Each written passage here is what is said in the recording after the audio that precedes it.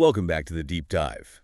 Today, we are talking about a moment, not just a movie, but a genuine tectonic shift in how Hollywood works. It's a pivot point, really. It is. We are dissecting the 2012 juggernaut Marvel's The Avengers, the moment the industry decided that more is in fact more. Yeah, you really can divide blockbuster history into two eras. There's the before Avengers era, and then there's everything that came after. It's a titan of a topic. It really is. And it's funny because if you look at it now, with the MCU being this, sprawling multiverse of films and shows, it all feels so inevitable. Of course it was going to work. Right. Of course, Iron Man and Captain America would be on a team. But our sources for this dive, and we've got everything from detailed Wikipedia production histories to deep-cut YouTube critiques, they all paint this very different picture of 2012. It was a massive, massive roll of the dice. A huge gamble. Yeah. And to set the vibe perfectly, you'll love this. Did you know the working title for the film during production? Uh-oh. It wasn't Earth's Mightiest Heroes or anything cool like that. Go on. It was Group Hug. No, group hug. Group Hug, I swear. That's kind of spectacular, actually. Isn't it? And it's so beautifully ironic because the entire engine of this movie, the thing that makes it tick, is that these people absolutely cannot stand each other for the first two acts. Well, that irony, I think that's the key. That's the secret to why it all came together. But before we get into the character fiction, we really need to set the stakes for you, because we have notes here from Channel Awesome, a great source for this, and they called the project a cinematic gamble. And I think for anyone listening now, we really have to unpack why that was. Why was this so risky? Because today a crossover is just, a regular Tuesday for a studio. Exactly. But you have to put yourself back in the mindset of pre-2012. Superhero movies were, for the most part, hermetically sealed. You had Sam Raimi's Spider-Man over here, the X-Men franchise over there. Nolan's Batman in his own very, very dark corner. In his own dark corner, yes. The idea that you could take the main star from one successful franchise and the lead from another and a few others, all with different directors, totally different tones, different fan bases. And just smash them all together. Just smash them together and hope a coherent movie comes out the other side. That was completely unheard of if this movie had failed. And it very easily could have. It absolutely could have. The entire concept of a shared universe might have just died right then and there. It would have been a cautionary tale. And the risk wasn't just creative. It was profoundly financial. I was digging through the Wikipedia production history, and honestly, the financial tightrope Marvel was walking is way more stressful than the alien invasion in the movie. It was an all-in bet, in the truest sense of the word. And to understand it, we actually have to rewind the clock a bit further back than 2012. Way back. We need to go to around 2003, and then more specifically to 2005. This is when Marvel Enterprises, the company, decided they were done. They were done just licensing out their biggest characters to other studios. To Sony, to Fox, yeah. They wanted to keep the profits for themselves. Precisely. They wanted to become their own production house. But to make movies, you need capital. A lot of it. So in 2005, they went to Merrill Lynch. The bankers. Bankers. And they secured this massive loan. The technical term was a $525 million non-recourse credit facility. Okay, that sounds like a bunch of boring jargon, but the implications of non-recourse are actually terrifying. Terrifying is the right word, because what non-recourse meant was that the collateral for that loan, the thing the bank would get if Marvel defaulted, If they couldn't pay it back. was the film rights to the characters themselves. Wait, so if Iron Man had bombed, or if any of those Phase 1 movies had tanked and they couldn't make the Avengers, Merrill Lynch would have owned Captain America? Exactly. The bankers would have literally owned the Avengers. Marvel was betting the entire farm, the house, the whole kingdom on this one big idea, that they could release these individual movies, establish the characters, and then merge them successfully. And the timeline was just brutal. I mean, the initial plan was even crazier, right? The Avengers was originally slated for a 2011 release. A July 2011 release, which would have been insane. You think about it, that means it would have come out basically right after Thor and Captain America, the first Avenger. There would have been no breathing room at all. The audience would have had total fatigue. Total burnout. So why the delay? Why push it to 2012? It wasn't just for a break. I assumed it was script issues, which we'll get to. That was part of it, but the official reason was actually a casting necessity. They pushed the release date to May 2012, specifically to accommodate the schedules of Scarlett Johansson and Jeremy Renner. No way. Yeah. So Black Widow and Hawkeye, the two characters without their own movies, without superpowers. Hmm. They're the reason this billion-dollar movie got the extra year it desperately needed to cook. In a way, yeah. Their scheduling conflicts bought the production vital time. And thank goodness for that, because when you dig into the writing process, it is crystal clear they needed every single minute they could get. The script situation was, let's call it fluid. Fluid is an incredibly polite way of saying it was a complete and utter disaster. We have to talk about this. We have to talk about the handover from Zach Penn to Joss Whedon. A pivotal moment. Because Zach Penn, he'd been there for a while. He wasn't some newcomer. No, Zach Penn was the original guy. He'd co-written The Incredible Hulk. He'd been working on an Avengers script for years. He was kind of the master architect, you know, the guy with the big whiteboard trying to draw the lines, connecting all these separate franchises. He was building the roadmap. But then, in April 2010, Joss Whedon enters the chat. Right. And Whedon is brought on board first to direct and then to do a polish on the script. Just a little rewrite. To polish. Except his reaction to Penn's draft was, let's just say it was scorching. He was brutal. He reportedly walks into a meeting with Kevin Feige, the head of Marvel Studios, and he just tells him flat out, you don't have anything. Ouch. I mean, just imagine being in that room. And he didn't stop there. He said, we should pretend this draft never happened. That is just, it's so bold. You walk into the studio head's office, the guy who's been paying for the script for years, and you tell him to just burn it. So Whedon essentially started from a blank page. Pretty much. He started from square one. And this is where we get to the core creative philosophy that I think saved the entire movie. Oh, Whedon looked at this roster of characters. You have a Norse god, a super soldier from World War II, a narcissistic billionaire in a robot suit, a giant green rage monster. a spy with a dark past, a guy with a bow. Yeah, it's a mess. It's a total mess. And he realized that was the key. He told the studio his core belief was, quote, these people shouldn't be in the same room, let alone on the same team. He leaned directly into the friction. He didn't try to smooth it over. Exactly. He understood that the friction was the story. He didn't want them to get along immediately. He saw that conflict, that bickering, as the very definition of a family. A really, really dysfunctional family. A very dysfunctional one. Yeah. And he drew his inspiration from some interesting places. He explicitly cited war movies, things like The Dirty Dozen. The Dirty Dozen makes perfect sense. It's that classic men on a mission movie where the internal beef between the team members is just as dangerous as the external enemy they're supposed to be fighting. That's it. He also mentioned Dr. Strangelove and Black Hawk Down. It was all about a group of specialists forced together by a crisis who do not see eye to eye. And you can see that thinking bleeding into the marketing, too. Whedon himself actually wrote the tagline for the movie. Oh, I didn't know that. Yeah. Some assembly required. Which is just brilliant. It's perfect. It's this clever little riff on the classic comic book line, Avengers Assemble, but it immediately tells the audience, hey, this is broken. This isn't going to be a smooth ride.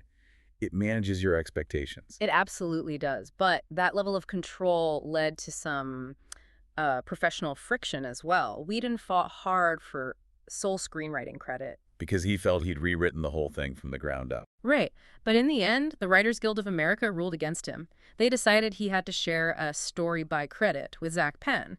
And Whedon was apparently quite vocal about how annoyed he was by that. The behind-the-scenes drama is almost as entertaining as what ended up on screen. And speaking of drama, we have to talk about it. We have to address the elephant in the room. Or rather, the Hulk in the room. Ah, yes. The great casting controversy. The biggest in MCU history, probably. The recasting of Bruce Banner. This was the third rail of the production, a huge flashpoint for the fans. Because up until this point, we had Edward Norton. He played Bruce Banner in the 2008 Incredible Hulk movie. He's an A-list actor, multiple Oscar nominations. He was established. Everyone just assumed he'd be there. Of course. And Norton was famously very involved, some would say too involved, in the creative process of his solo film. He did his own script rewrites. He was in the editing room. He's known for being very hands-on. Very. And when it came time for the Avengers, negotiations just fell apart. Now, usually when an actor leaves a big franchise, the studio puts out some bland, boring statement. Like conflict. Creative differences, Yeah. something clean and simple. But Kevin Feige chose violence. He really did. Feige released this public statement that was just a bomb. He said the decision to recast wasn't about money. He wrote, and this is a direct quote, that it was rooted in the need for an actor who embodies the creativity and collaborative spirit of our other talented cast members. Collaborative spirit. I mean, you don't need to be a cryptographer to read between those lines. Not at all. That is the most professional corporate way of saying he's a nightmare to work with and we are absolutely done with him. It was a public dressing down of a major movie star. Yeah. It was shocking. And Norton's agent did not take it lying down. He fired back immediately, calling Phage's statement purposefully misleading and a financial decision that was an attempt to paint his client in a negative light. It got very ugly, very fast, all playing out in the Hollywood trades. And so into this absolute war zone walks Mark Ruffalo. Talk about pressure. Can you imagine? You're replacing a fan favorite, the studio is publicly trashing the guy you're replacing, and you have to somehow make this iconic character your own. And to make it even more awkward, Ruffalo is actually friends with Norton. Oh, that's right. Yeah. He talked about how he viewed the role as a kind of bequeathing. He had this very high-minded take on it. He famously called the role of the Hulk his generation's Hamlet. Hamlet. Yeah. That is a very serious, very highbrow comparison for a character whose main contribution to literature is the word smash. It is, but it shows you how seriously he took it. He saw the duality, the tragedy of Banner and the Hulk as this great Shakespearean split soul. And how did the fans react? Because at first, it was pretty divided. Very divided. We were looking through old IMDb user reviews from the time and also critiques from the YouTube critic YMS Your Movie Sucks. And a lot of people really, really missed Norton's intensity. Norton had that wired, nervous, intellectual energy. He felt like a man who was constantly about to snap. Exactly. But Ruffalo brought something totally different to the table. Channel Awesome had a great description for it. They called his take repressed rage. That's perfect. It is. Ruffalo's Banner isn't about to snap. He's just tired. He is so deeply exhausted from the constant effort of keeping the lid on this monster. He's sacrificing every other emotion, joy, excitement, love, just to maintain balance. It's a weary performance, which actually contrasts beautifully with Robert Downey Jr.'s hyper-caffeinated snark. It's a great contrast. But there is a really fascinating critique about how the Hulk is actually used in the movie, especially in the back half. Oh, this is the YMS critique? This is the YMS critique, and he coined a term for it that just made me laugh out loud. He called it the Pokemonification of the Hulk. Laughs. It's such a funny phrase, but when you hear the argument, it's actually a really sharp piece of film criticism. It's brilliant. So break that down for us. What does he mean by Pokemonification? Okay, so the argument goes like this. In the first half of the movie, specifically during the attack on the SHIELD helicarrier, the Hulk is a horror movie monster. Totally. He's terrifying. He's uncontrollable. He's a genuine threat to everyone, friend and foe alike. He hunts Black Widow through the ship. She is legitimately traumatized by him. He is a force of nature, a true liability. Right. It's scary. You don't know who he's going to attack next. But then we get to the final battle in New York. The aliens are pouring through the portal, and Captain America just looks at Banner and says calmly, "Smash." And suddenly, the Hulk is obedient. He's a good boy. He's a good boy. He only attacks the bad guys. He catches Iron Man when he falls from the sky. He works as part of the team. He becomes a tool, a Pokemon. Hulk, I choose you. Use smash attack. That's literally it. The argument is that he loses all of his internal conflict and agency and just becomes a weapon for the good guys. So the nuance is gone. The nuance is gone. YMS argues that while scenes like the puny god moment where he just thrashes Loki around are hilarious and total crowd pleasers, they turn the character into pure comic relief rather than a complex, tragic variable. It's the spectacle version of the Hulk winning out over the character version. That is a really, really valid point. It's that classic trade-off between storytelling depth and just giving the audience the thrill of watching aliens get punched really hard. The crowd wants what it wants. They do. But we should mention, on a technical level, Ruffalo was doing something completely new with the role. Oh, absolutely. This was the very first time that the actor playing Bruce Banner also performed the motion capture for the Hulk. So all of Eric Bana's and Edward Norton's Hulks were just pure CGI creations. They were, but with this one, when the Hulk roars or smirks or shows any kind of expression, that is Mark Ruffalo's actual facial performance being mapped onto the digital model. Which gives it more soul. Except, and this might be my single favorite fun fact from all the research, the body wasn't Ruffalo's. No, it was not. The physique was based on someone else entirely. The visual effects team at ILM based the 3D model for the Hulk's muscular physique on a Long Island bodybuilder and male stripper named Steve Rom.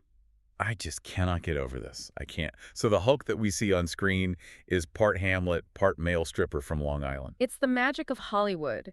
You take the soul of an acclaimed indie actor and you graft it onto the pecs of Steve Rom, and you get a $1.5 billion character. It's incredible. It's absolutely incredible. Okay, let's pivot from the green guy to the other arms of the octopus, as Whedon called them, because he had to balance some massive egos, both on screen and probably off screen as well. And there is no bigger ego in this equation than Tony Stark. Robert Downey Jr. By 2012, Iron Man and Iron Man 2 were the only undisputed mega hits of the entire Marvel slate so far. He was the anchor. He knew it. The studio knew it.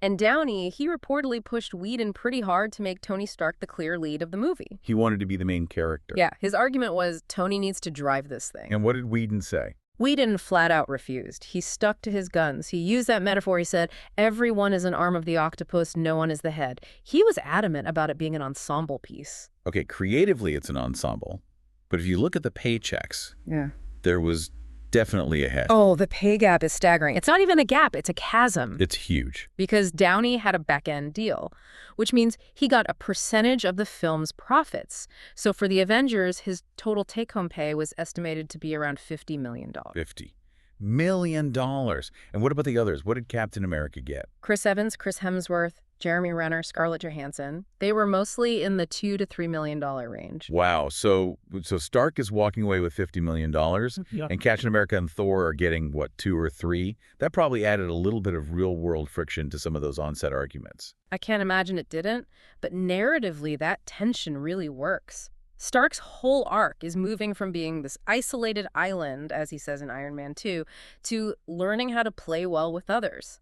But his primary foil in that, Captain America, his character actually suffered a little bit in the final cut of the movie. Yeah, I saw this coming up in a bunch of the IMDb reviews. A lot of fans felt that Steve Rogers' emotional arc was a bit rushed. It was significantly cut down. There was reportedly about 30 minutes of footage cut from the film that was all focused on Captain America's storyline. 30 minutes. What was in it? It was all the stuff that really established him as a man out of time. There were scenes of him just wandering around modern New York, trying to figure out how the subway works, looking at the old files of his friends from the war, Peggy Carter, all of them, now dead. Oh, that sounds heartbreaking and essential. It sounds essential. It establishes the tragedy of his character. An IMDb reviewer really lamented this, saying that by cutting all of that out, Rogers just kind of feels like a generic soldier who's there to follow orders, rather than this deeply tragic, lonely figure. We lost that fish out of water depth to make more room for the action scenes. Sacrificed for spectacle. It's a shame because the dynamic between Stark and Rogers, the futurist, versus the man from the past, that's really the core conflict of the team. Chris Evans himself described them as polar opposites. Wasn't over his words. He said Stark is all flash in the spotlight, while Rogers is selfless and operates in the shadows. That's the engine of the second act. It is. But you can't have heroes without a villain, and the villain is what brings them all together. We have to talk about Loki. Tom Hiddleston is just having the absolute time of his life in this movie. He's chewing every piece of scenery, and it's glorious. It's fantastic. But Hiddleston, he had a very cerebral, very thought-out take on the character's motivations. He didn't see him as just a cackling bad guy. He described Loki as a delusional autocrat. A delusional autocrat? How so? Well, in Loki's mind, he believes that ruling humanity is actually a benevolent act, a form of world peace. Right. Freedom is life's great lie. Exactly. He genuinely thinks we're too messy, too chaotic, and that we secretly crave subjugation. He thinks he's doing us a favor by stepping on our necks. It's a classic dictator mindset. But what's driving that? Underneath all that arrogance, Hiddleston says, is just this deep spiritual desolation. It's all driven by his jealousy of Thor, his feelings of being an outcast. He's a little brother acting out his family drama on a cosmic scale. And that's what makes him compelling, that personal motivation, that need to be seen and validated. It grounds him. It does. And for Thor, for everyone else, this is a world-ending alien invasion. But for him, as Chris Hemsworth described it, it's just dealing with his little brother having a catastrophic tantrum. It grounds the whole insane fantasy of it all. But I want to give some credit to the non-superpowered folks for a minute. The mortals? The mortals. Black Widow and Hawkeye. They're literally bringing guns and arrows to a god fight. It's kind of amazing they survive. But Scarlett Johansson was very, very adamant in her interviews at the time that she was not there to be eye candy or just a romantic foil for one of the guys. She wanted her to be a warrior. A skilled warrior with a very dark, complicated past. And Jeremy Renner had a similar take on Hawkeye. He liked that he wasn't a superhero. He was just a guy with a very high skill set. He saw Hawkeye as an outcast, a loner, the sniper who sits on a perch and watches everyone else from a distance. It's really impressive that Whedon managed to give all of them, even the guy with the bow, these cool, memorable moments alongside a literal god and a giant green monster. The balancing act is the true superpower of the movie. It really is. Okay, let's shift gears a little bit from the characters to the production itself, the on-screen magic. Because we all remember the Battle of New York. It's an iconic movie set piece, but it wasn't New York. Nope. For the most part, it was Cleveland, Ohio. Cleveland, I love that. East 9th Street in Cleveland, Ohio was dressed up to double for 42nd Street in Manhattan. That is some next-level movie magic right there. And it wasn't just Cleveland. A lot of the interiors and other street scenes were actually filmed in Albuquerque, New Mexico. And what about the SHIELD facility at the beginning, the one where Loki shows up? That was the NASA Plumbrook Station in Sandusky, Ohio. So this whole intergalactic epic is basically a love letter to Ohio. Pretty much. Yeah. But there's a really cool detail about the soldiers you see fighting in that final battle. Oh, this is great. Tell them this. So Joss Whedon, he wanted the military response to the invasion to look competent and real. He was tired of movies where the army just looks like cannon fodder, just running around aimlessly. Right. So they brought in actual soldiers from the 391st Military Police Battalion, a U.S. Army Reserve unit from Ohio, to be the background extras. So the people you see on screen setting up perimeters and firing at the aliens, they're real soldiers. They're real soldiers. And apparently they were constantly correcting the stunt coordinators on set. They'd say things like, "No, we wouldn't hold a rifle like that," or "Our formation for this kind of engagement would be this way." They added this layer of tactical realism that you just don't usually get in a big sci-fi blockbuster. That is such a cool detail. It adds a layer of respect for them, too. Yeah. Okay, I want to get a little technical for a second because the visual look of the Avengers is really distinct. It doesn't look like a Michael Bay Transformers movie. It doesn't look like The Dark Knight. And a big part of that comes down to the aspect ratio. This is a deep cut, but it's genuinely fascinating for anyone who loves filmmaking. The cinematographer, Seamus McGarvey, made a very specific choice. He shot the film in an aspect ratio of 1.85.1. Okay, so for those of us listening who aren't film students, what does that actually mean? So most giant epic blockbuster movies are shot in a much wider format, usually 2.35.1 or 2.39.1. It's that classic letterbox look. Very wide, short rectangles, great for sweeping landscapes. So why would they go with a taller, less wide frame for a huge epic like this? It seems counterintuitive. It seems counterintuitive until you think about the cast. Think about the height difference on the team. You have the Hulk, who is 8, maybe 9 feet tall. A giant. And you have Black Widow, who is Scarlett Johansson's height, normal human height. Right? If you're using a super wide short frame and you want to get both of them in the same shot side by side, you have a huge problem. You either have to cut off the top of the Hulk's head or you have to pull the camera back so far the Black Widow looks like a tiny ant. You can't fit them both in the frame effectively. Exactly. They needed the vertical space. Right. The taller 1.85.1 frame allowed them to compose shots that could comfortably contain a giant green monster and a regular-sized human spy at the same time. The aspect ratio was literally dictated by the character design. That is a perfect example of a technical decision being made to solve a character problem. Right. I love that. And they also made a specific choice about the visual style, right? They didn't go for that super gritty, desaturated look. No, they actively avoided what they called the stylized comic book look. Their goal was something they called immersive naturalism. What does that mean? They wanted the dust, the rubble, the explosions, the lighting. They wanted it all to feel like if aliens actually invaded a real city in the middle of the day, this is what it would look like on the news. They wanted it to feel grounded, not like a fantasy. Which brings us to the visual effects that made that possible. Industrial Light and Magic, ILM, basically had to build Midtown Manhattan inside a computer. The scale is mind-boggling. There are over 2,200 visual effects shots in the movie. For the final battle, they digitally recreated something like 10 square blocks of Manhattan because obviously they couldn't actually blow up Grand Central Station. The city of New York probably appreciated that. I think so. Okay, so we've got the tech, we've got the cast, we've got the director's vision, but now we have to get to the real meat of the critical debate around this film, the great story versus spectacle argument. Because despite making all the money in the world, a lot of critics, Channel Awesome, YMS, even some IMDb users, they all keep coming back to the same point. The story is, well, it's kind of bad. It's the film's Achilles heel, if you want to call it that. Channel Awesome's critique called the plot lazy and minimal, and if you really stop and break it down logically, they're not wrong. Let's break it down. What's the central complaint about Loki's plan? Okay, so look at Loki's big plan. He gets the Tesseract, then he intentionally allows himself to get caught by the Avengers. Right. He gets brought onto their flying aircraft carrier. Why? His stated goal is to unleash the Hulk and tear the team apart from the inside. Which he does. But his ultimate end goal is to get back to Stark Tower in New York and use the Tesseract to open the portal for the alien army. So, why did he need to go to the helicarrier at all? Why not just open the portal while the Avengers are still scattered across the globe, bickering with each other?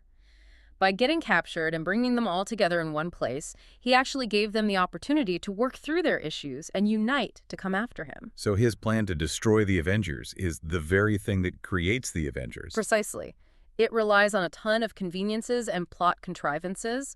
As Tony Stark even points out to Loki in the movie, there's no version of this where you come out on top. The movie itself kind of admits the plan doesn't make sense. And one of the IMDb user reviews we found summed it up so perfectly. They just wrote, "Bad guy wants to take over Earth. Heroes save it." Way too much cliche. It's the most basic plot imaginable.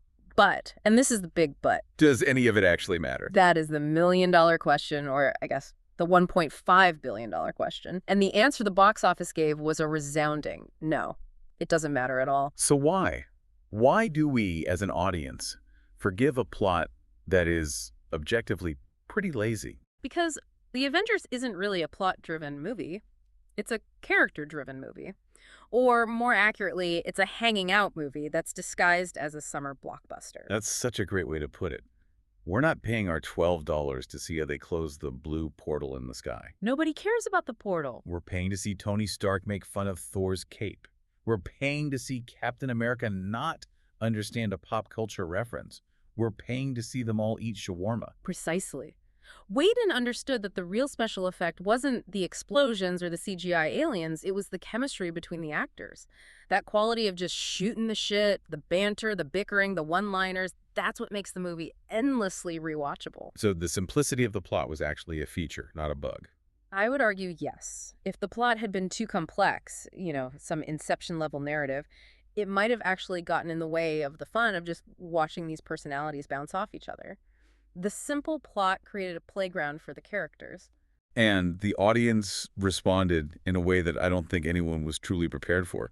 The box office numbers are just absurd. It opened with $207.4 million in its first weekend in the U.S. That was the biggest opening of all time back then. It got a rare A+ cinema score from audiences. And the marketing was it was omnipresent. You couldn't escape it.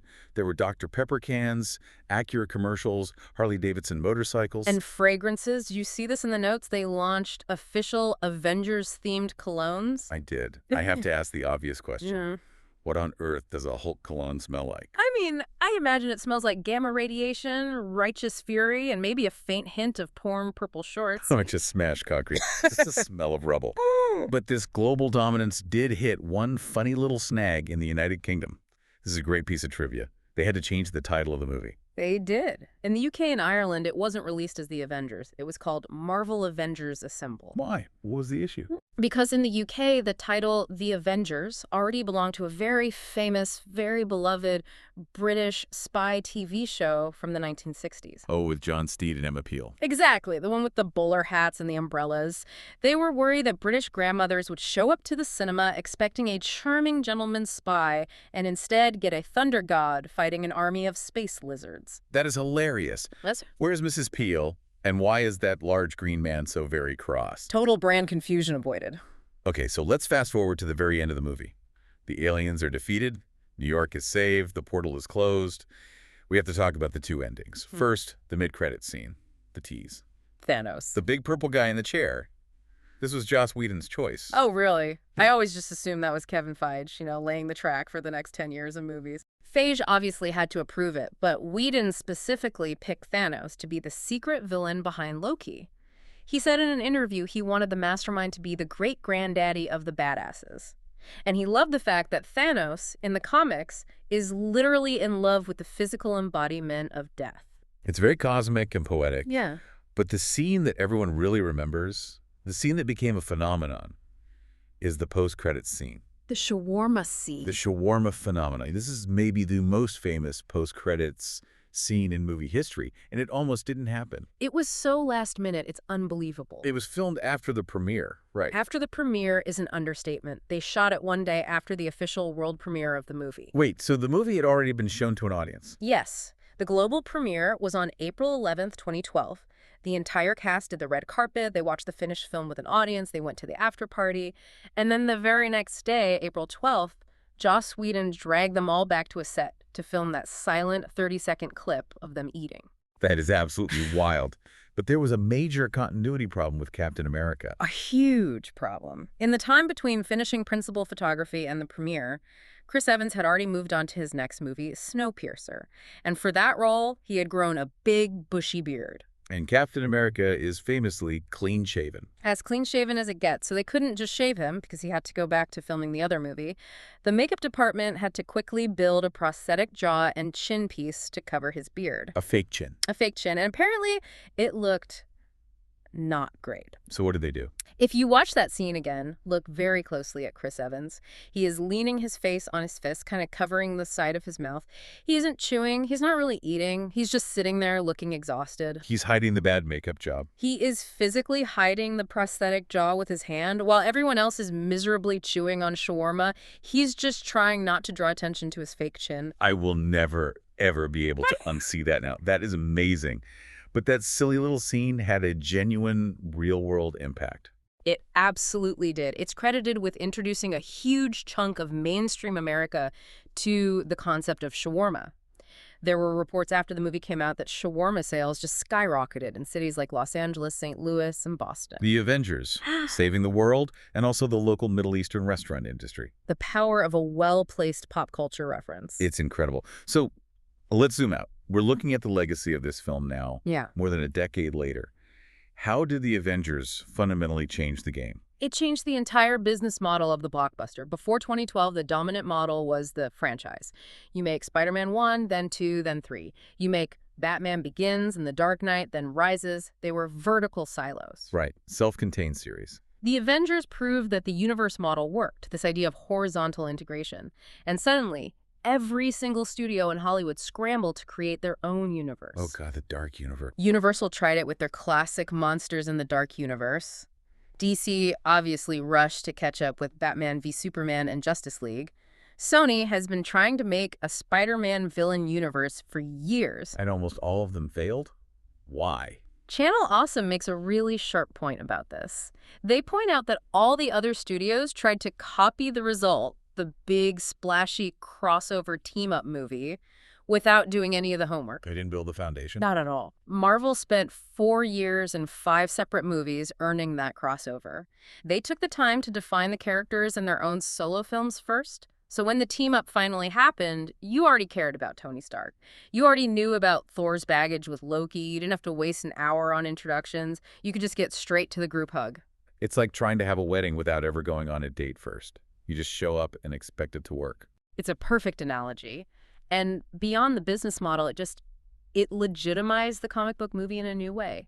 Before this, they were popular, sure, but they were still often seen as a genre niche. After the Avengers, they were the industry. It became the center of the entire pop culture conversation. It wasn't just for nerds in comic shops anymore. It was for literally everyone. It changed everything. So we've unpacked the risky origins, the bet the farm bank loans, the casting wars, the production secrets that made Cleveland look like New York, and the global impact.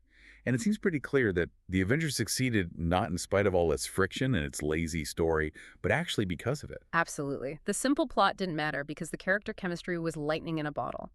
Whedon's central idea that they are a dysfunctional family that has to learn to get along, that's the universal theme that made it resonate with a billion people. And the decision to cast Mark Ruffalo, the guy they brought in at the last minute to replace an established star, ended up being the quiet, weary heart of the film for so many viewers. It was a massive risk that paid off beautifully. But I want to leave you, our listeners, with a final provocative thought. And this connects all the way back to that critique we discussed earlier from the IMDb user who said they actually preferred the solo films. Right. Did the Avengers, by being so successful, actually hurt long-term character development in the MCU? By proving that these massive world-ending team-ups make the most money, did Marvel trap itself in a cycle of escalation? Did we lose the quiet, character-focused moments because everyone had to be constantly saving the universe in a giant crossover? It's a really valid question. Did we end up trading depth for breadth? And thinking specifically about that Pokemonification of the Hulk, did that signal a larger shift in blockbuster filmmaking? A shift where spectacular, crowd-pleasing moments became more important than complex, sometimes uncomfortable storytelling? Did we train an entire generation of moviegoers to applaud the puny god smash and to ignore the profound tragedy of the man trapped inside the monster? That is the central question that has defined the last decade of franchise cinema. When you make everything a spectacle, eventually nothing is. So when you inevitably rewatch The Avengers, and we know you will, try to look for the seams. Look for those little moments where a clever joke takes priority over plot logic, or where a character's internal conflict is smoothed over for a heroic team shot. And just ask yourself, is that the flaw in the formula? Or is that the secret sauce that made the whole thing work? Yeah. Thanks for listening to The Deep Dive. We'll see you next time.